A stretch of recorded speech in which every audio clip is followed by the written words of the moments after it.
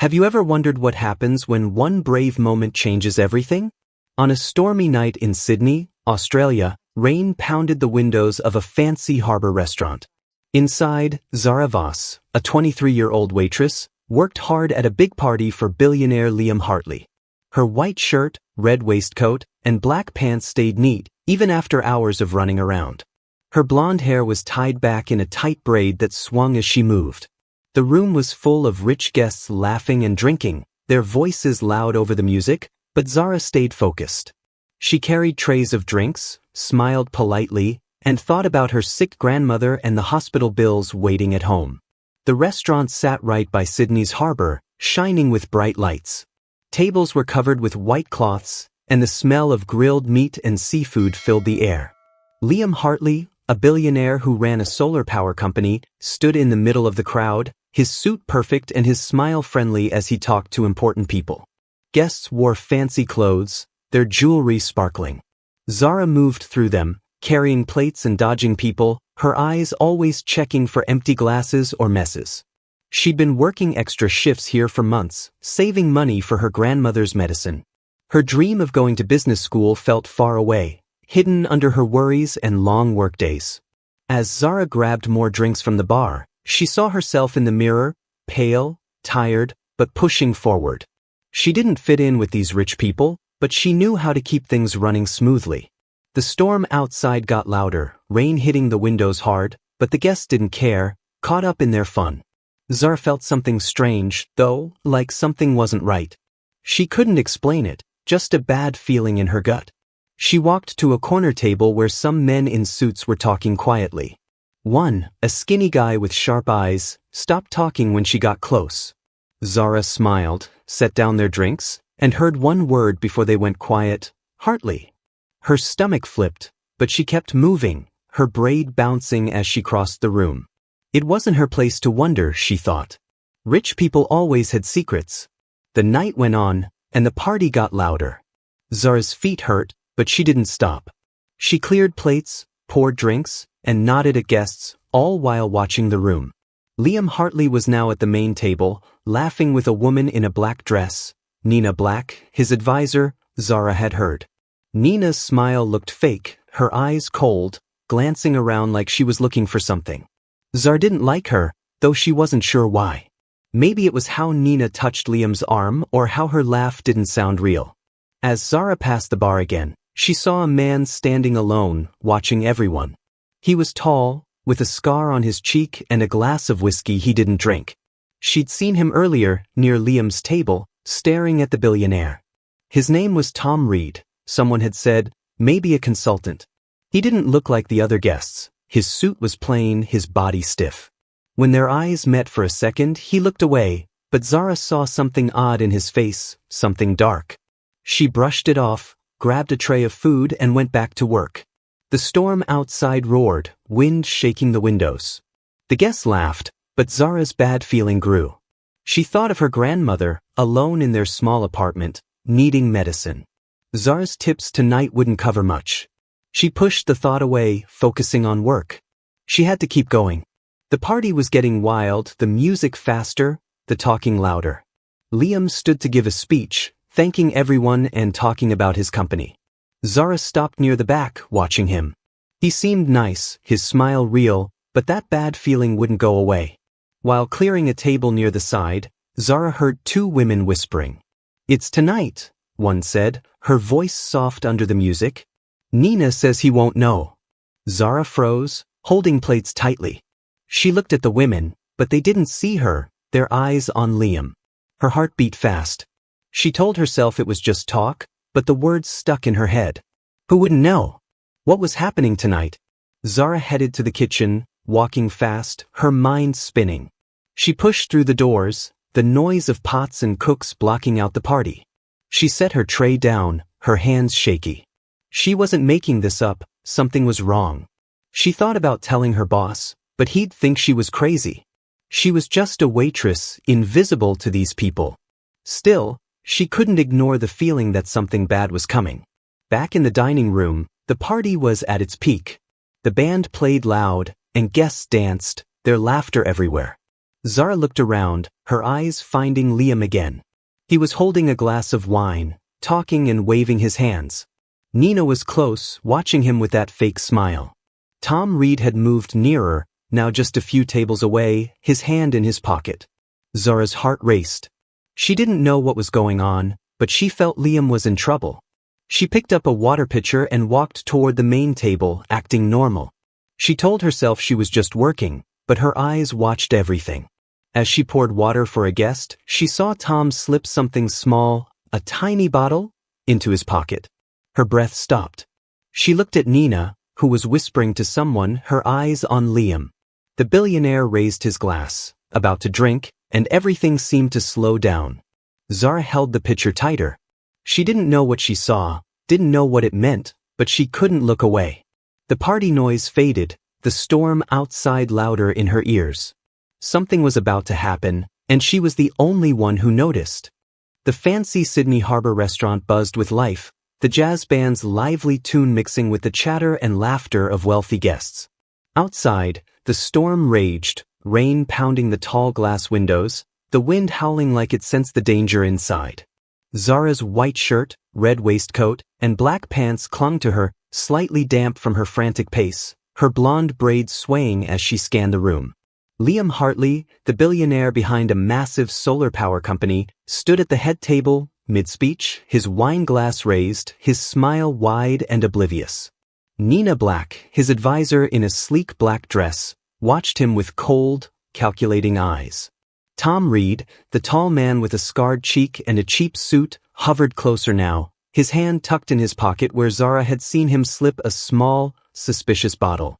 Her stomach churned.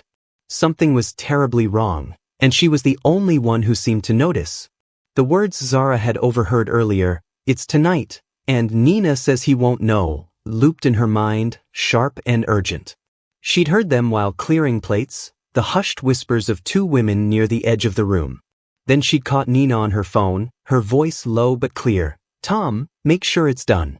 And just moments ago, she'd seen Tom, the so-called consultant, slip that tiny bottle into his pocket while lingering near Liam's table. Zara's gut screamed that it wasn't just gossip or coincidence. Her eyes darted to Liam, who was laughing now, his speech winding down as he toasted the crowd. The glass of red wine in his hand sparkled under the chandelier light, and Zara's breath hitched. She didn't know what was in that bottle, but every instinct told her it was meant for that glass. She took a shaky step forward, her black shoes squeaking faintly on the polished floor.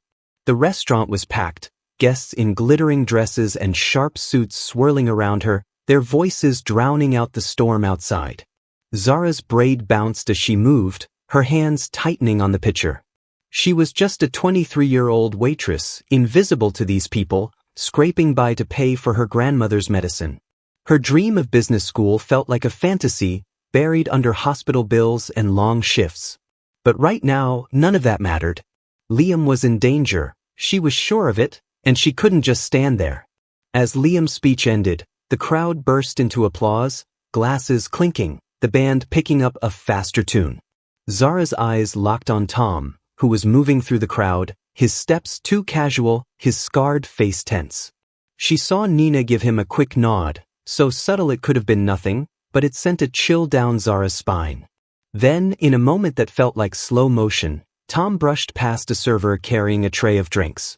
His hand moved fast, pulling the tiny bottle from his pocket, tipping a clear liquid into a glass of red wine, and slipping the bottle back out of sight. The server, a young guy too busy to notice, carried the tray straight to Liam's table. Zara's heart stopped. That glass was for Liam. She knew it. She pushed through the crowd, her pitcher sloshing as she dodged elbows and swaying guests.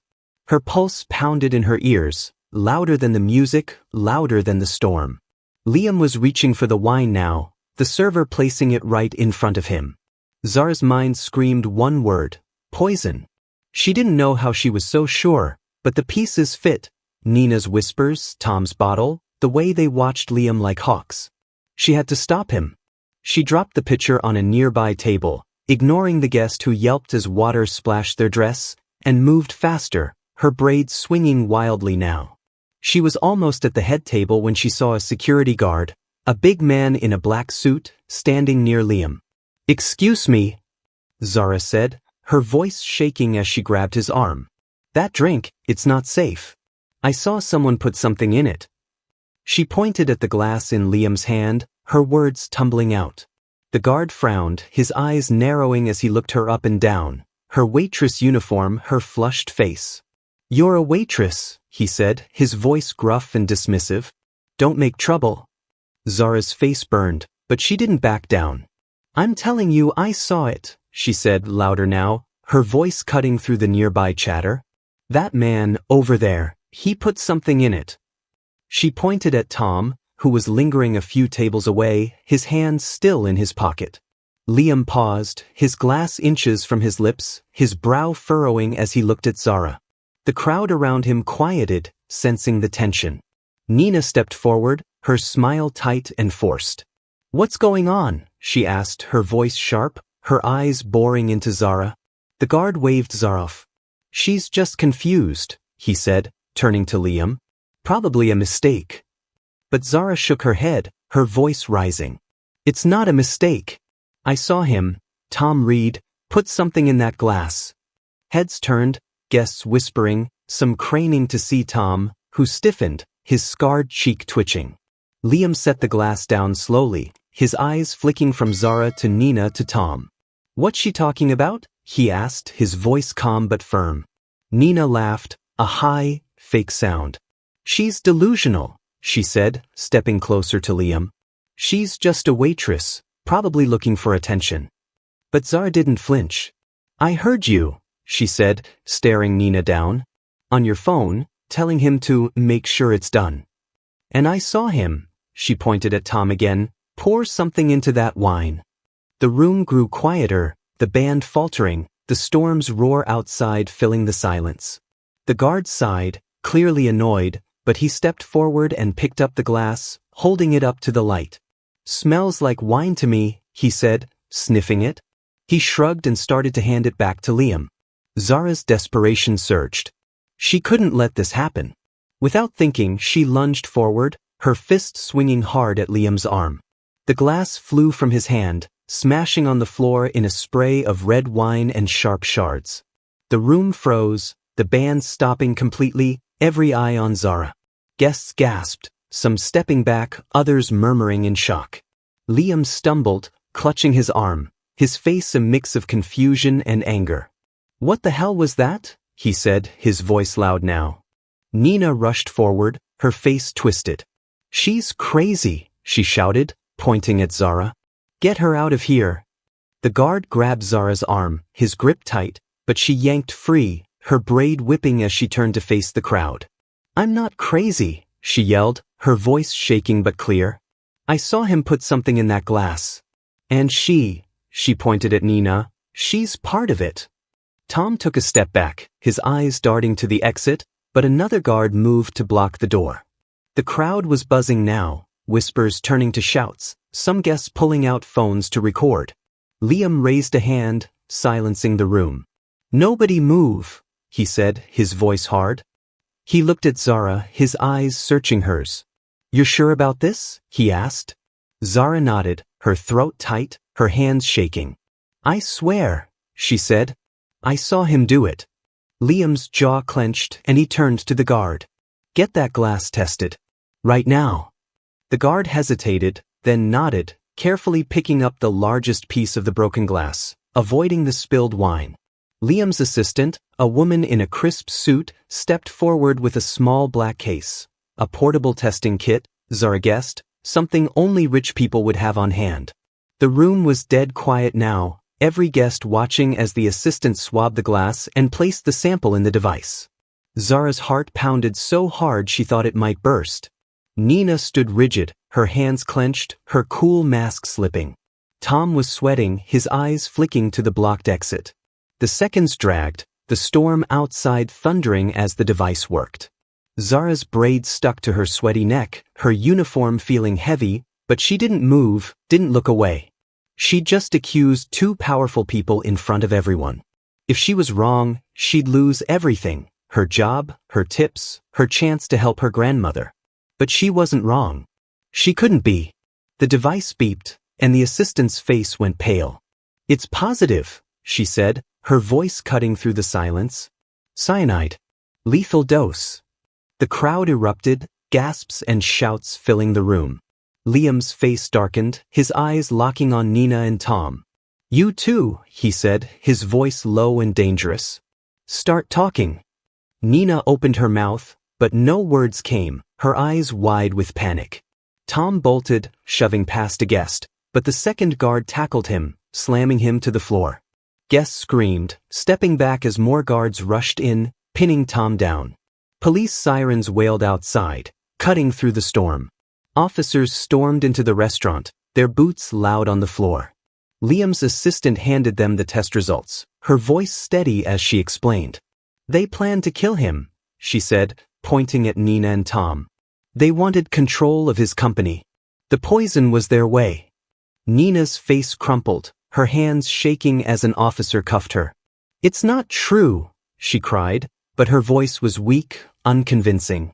Tom struggled, cursing under his breath, but the guards held him tight, dragging him toward the door. Zara stood rooted, her breath shallow, her mind reeling. The crowd was chaos, guests whispering, some clapping, others staring at her like she was a hero or a lunatic. Liam turned to her, his face softening despite the anger still in his eyes. "You saved my life," he said, his voice quiet but firm. Zara nodded, her throat too tight to speak. She'd stopped a murder, exposed a plot, but all she could think about was her grandmother, waiting at home, needing her. The police led Nina and Tom out into the rain, their figures disappearing into the stormy night. The restaurant felt different now, the glamour gone, the truth laid bare. Zara's punch had shattered more than a glass. It had changed everything. The fancy chandeliers still glowed, but the mood was heavy, guests whispering in clusters, some stealing glances at Zara Voss. She stood near the head table, her white shirt and red waistcoat rumpled, her blonde braid loose and frayed from the chaos. Her hands shook, the weight of what she'd done, punching Liam's arm to knock the poisoned wine glass away, accusing Nina and Tom in front of everyone, still sinking in. The broken glass lay scattered on the floor, the spilled wine dark like blood under the lights. The storm outside roared, but inside, Zara felt like the real storm had just passed. Liam, the billionaire who ran a solar power empire, stood a few feet away, his sharp suit wrinkled from the commotion.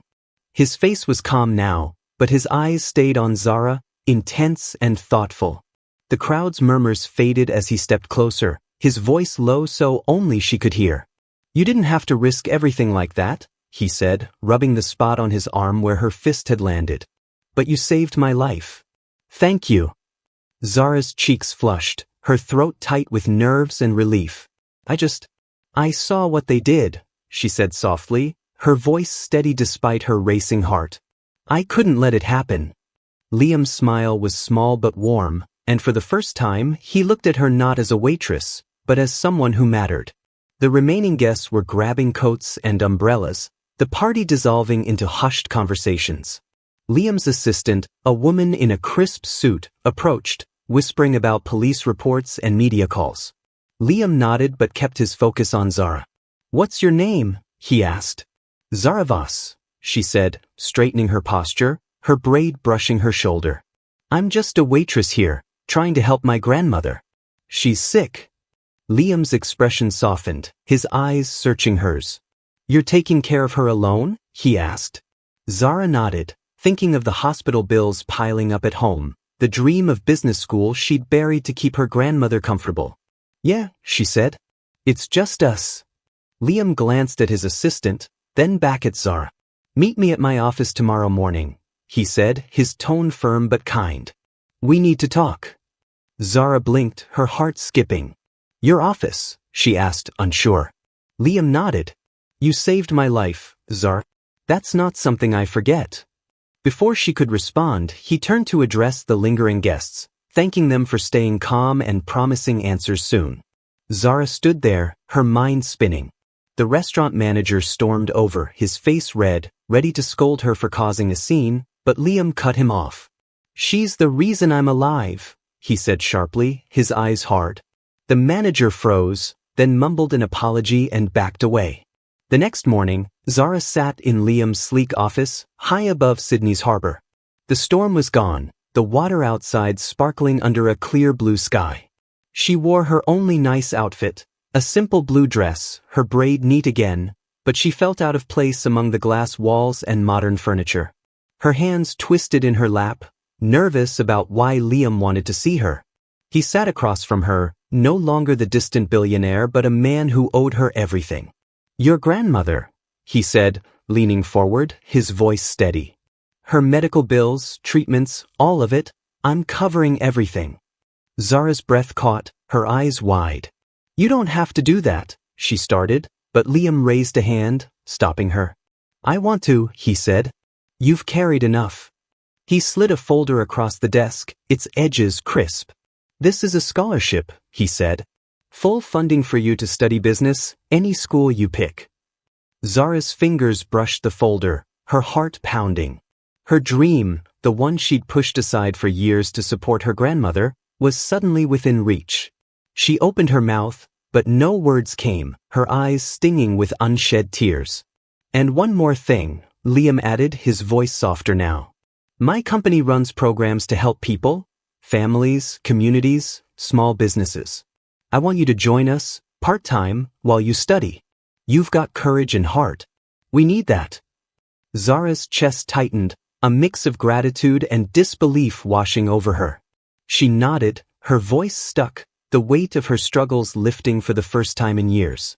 Months later, Zara's life was transformed. She and her grandmother lived in a small, cozy house near the harbor, paid for by Liam's generosity. The house was bright, with big windows letting in sunlight, and her grandmother sat in a cushioned chair, sipping tea, her health stronger than it had been in years. She smiled more now, her laughter filling the room as she and Zara talked about old family stories or planned simple dinners. The hospital bills were gone, replaced by hope and relief. Zara was enrolled in a business school in Sydney, her classes sparking ideas she'd never dared to dream before. She loved the challenge, the late-night studying, the feeling of building something for herself. At Liam's company, Zara worked part-time, helping run community programs that gave families new starts, job training, small loans, support for single parents. Every success story felt personal, like she was giving others the chance she'd been given. She wasn't just a waitress anymore, she was someone making a difference. Liam became more than a boss, he became a friend. They'd meet for coffee sometimes, sitting at a harbor cafe, talking about life, not just work. He'd changed since that night, his guarded walls coming down. "You made me see there are still good people out there," he told her once, his smile genuine as he stirred his coffee. "I was starting to forget that." Zara felt a quiet pride, not just for saving him, but for the person she was becoming. The community noticed her too. Local newspapers ran stories about the waitress who stopped a murder, calling her Sydney's hero. People in the neighborhood stopped her on the street, shaking her hand, thanking her for her bravery. At the restaurant, when she visited to see old co-workers, they cheered, hugging her tightly. Even her manager, once so quick to dismiss her, apologized with a sheepish grin, offering her a free meal anytime. Zara didn't care about the spotlight. She cared about her grandmother's health, the excitement of her studies, the joy of helping others through her work. She walked through Sydney's streets with confidence now, her braids swinging, her steps light. She'd earned this new life through courage and kindness, and she carried that truth with her every day. That was today's story. If it moved you, hit that like button, share it with a friend who appreciates a powerful twist, and subscribe for more cinematic tales that linger long after the screen fades. Let us know in the comments where you're watching from.